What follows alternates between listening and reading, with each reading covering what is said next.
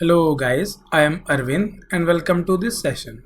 And in this session, we are going to discuss control instructions in C programming. So let's get started. The control instructions are used to specify the order in which the various instructions in a program are to be executed by the computer. Now guys, let's go ahead and we'll discuss the types of control instructions. There are four types of control instructions in C programming. First is sequence control instruction. Second one is selection or decision control instruction. Third one is repetition or loop control instructions. And the last one is case control instructions. Now let's take a look at each of them. The sequence control instruction ensures the instructions are executed in the same order in which they appear in the program.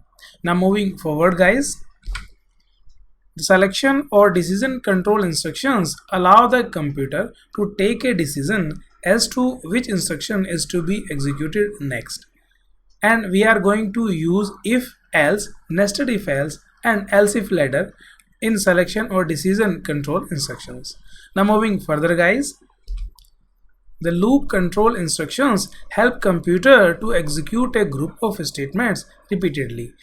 And we are going to use for, while and do while loop in repetition or loop control instructions. Now moving ahead guys, the statements which are used to execute only a specific block of statements in a series of blocks are called case control instructions. Now guys, let's go ahead and we'll discuss types of case control instructions. So there are four types of case control instructions in C programming. First one is switch case, second one is break statement, third one is continue statement, and the last one is go to statement. So I hope it is clear to you guys, and thank you so much guys for watching this video. Just in case you liked it, do not forget to like and subscribe. I will see you then in the next video.